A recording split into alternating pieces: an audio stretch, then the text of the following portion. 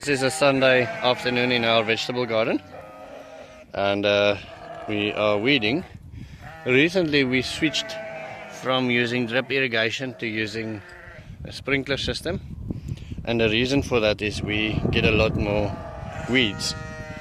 We have some carrots that she plucked and the reason why we want weeds is because once they are grown up they become a resource for us right over here, and the sheep know that when we go into the vegetable garden that they are gonna get fed some weeds. Now they're not hungry, but it's a very nice snack, and then in return they give us manure here which we compost over there, and then we use that compost again in the garden. We also have a little worm drum there in the back that turns sheep manure into worm castings, and then we have in the garden itself we have certain places we have worms still as well. Obviously when you make a video you don't find them, which is the way, but I've never been successful in growing lettuce. Simple reason is we have birds that like to eat them, but this year they decided to leave them alone. So we have, as you can see here, some old corn stalks that's decaying naturally, some onions, there is some lettuce, we have loads of beetroot here, we have carrots, we have spinach, still more spinach than what we know what to do with, and now we've recently interplanted as well with pumpkins and other things, so that when these things get harvested and we run out of the winter season, these things are all winter crops here, then we'll have pumpkins.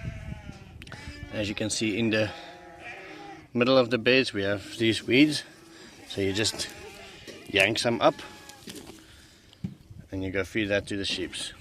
I didn't even notice, but my wife just pulled out a bunch of beets as well, so the leaves we can feed to the pigs or the horses or the sheep, and the beet will be fantastic for our kitchen. This is Grandma and one of the cousins. Grandma is stealing my weeds. I have to put up a better fence to keep Grandma out of the garden. And in here I think this is where the beets came from.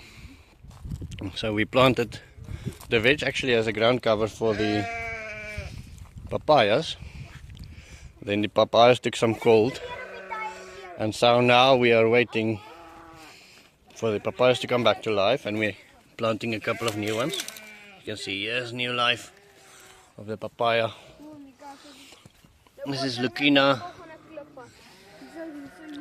Now they also took a bit of a beating in the cold, but I think this year they'll grow back strong enough to survive and become very big trees. And then in here, papaya there. This one needs a bit of water, I see. And then the prickly pears,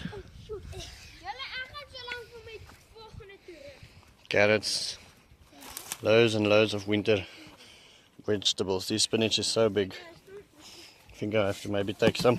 Wait! We have frozen. Is you okay? Are you okay? Doe maar hoor.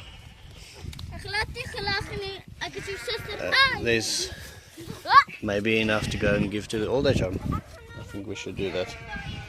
There is life returning there. So most of the papayas died back, but they didn't die. They just died back, and they're coming back now with a vengeance.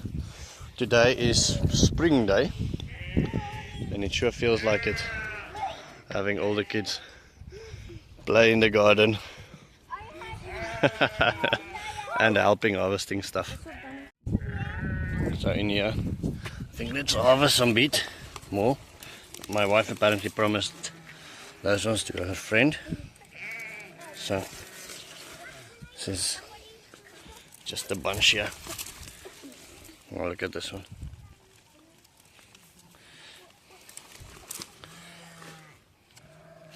So here we have 1, 2, 3, 4. 4 in just a small bunch. There is 1, 2, 3, 4 there as well. Okay, I think that's enough for today. One of the questions that I've got yesterday on day 6, this is now day 7, so please like and subscribe if you want to see where our farm is going. It's from Fiona, asking how many people we have on the farm helping. I'm just going to speak louder because the wind is blowing terribly. How many people we have on the farm helping? We'll walk away from the children and the sheep, moaning sheep quickly, just to answer it, because I wanted to give you a bit of a backstory on each one of our workers, just so you understand the dynamics of the farm, the time they work and so on. So the very first one, the one that's actually working in the garden, is Simon. Now Simon started maybe about 3 months ago, and he is regarded by the other ones as the small one and as the old one and the slow one. For instance, when we moved the big rock, Moremi and I went there beforehand and I asked him how many people you need for this, and he said just give me 3 more. And I said okay, I'll bring Simon and so and so. And he said no, then if you're gonna bring Simon, give me 5 more please. So they keep on making fun of him because he's older and slower. Then we have Lucas. Now Tate Lucas, or Grandpa Lucas as the others call him, he has been working with me for about 8 years now, I think. Started initially as a gardener. He's quite a good gardener, but I'm gonna sit down for a moment. He then ran into some health problems and he couldn't do gardening work anymore. And luckily by that stage we had we took over management of a complex. My company, Onshore Properties, did quite well at that stage. I realized lately that I always sound out of breath when I make videos, and it is because I suffer from bad asthma, so just forgive me for that. Okay, so Lucas, then we moved him there as a security guard, but recently we lost that contract, and yeah, my family is going to be okay. It's not going to be the end of the world for us, but we had to let go of 8 people. Obviously for those families it was devastating, and for Tate Lucas it was quite a bad thing. He came to us about 2 weeks after his retrenchment, and he said, listen, I've got no food in the house, just give me any work to do. Now Simon's salary is covered by my sponsors, people that likes my page and that buys me coffee, that subscribes to me, but Lucas then obviously will have to come from our pocket. He started working just as a daily worker, just so we can give him food, and now it became a thing. So both Simon and Lucas, we start work at 6 o'clock in the morning, so they start walking from their homes at 4:30 in the morning to get to me at 6 to start, and when we start it's still dark. And the reason for that is I work sometimes up until 7 o'clock at night with the real estate, and most of the viewings are after hours and so on, and so I don't always have time to be on the farm and to do these projects and to do these videos. So they then sign off work at 3 o'clock in the afternoon, so they all have the whole afternoon off. Now that then in turn leaves Moremi and Enzo.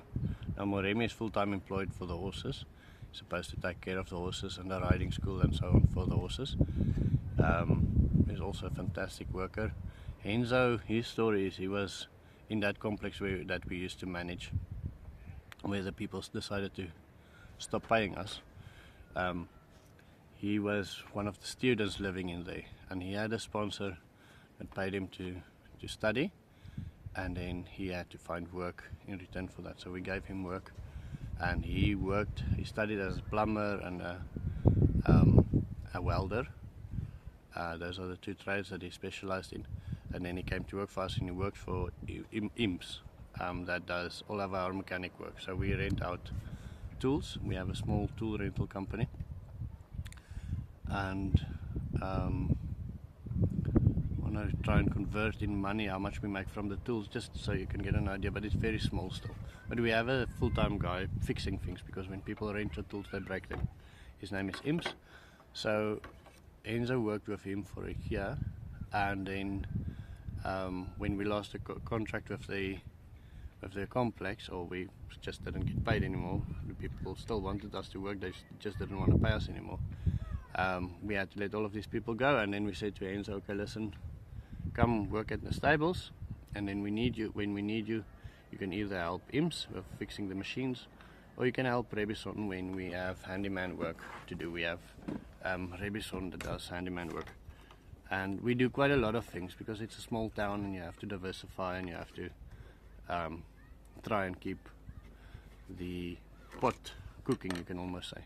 So whenever there's anything to do, we do it. If I have to go and sit and fix somebody's toilet, and I don't care, I go and fix a toilet. It's not the end of the world, and I do it with my own hands as well. And if I don't have enough hands, then I have other people helping me, and we don't shy away from work at all. And I'm very blessed to have guys that really doesn't shy away from work as well. These guys, I can try to work as hard as they do, but they still will work me under the ground any day of the week. And so Enzo then works mostly as a handyman or as a mechanic, or on the, if we don't have enough work there, then he works and he helps with the horses and things like that. And they work from 8 until 5, and they get a lunch and they get a tea break, and then when they arrive in the morning, all of them, my mother-in-law makes them tea and bread. When Lucas and Simon arrive at my place, the very first thing they get as well at 6 o'clock in the morning is the kids make them coffee and bread. So they have a hot something to drink and to eat before the day starts, and when they arrive out of the cold there. So that's the story of the guys. Now Steve Johnstonborough, I hope I'm pronouncing your surname correctly, gave me an idea yesterday. So we were busy building a pit here, then time caught us. But we're gonna fill this pit now tomorrow with some special things. If you haven't subscribed yet, do so, and I will see you in tomorrow.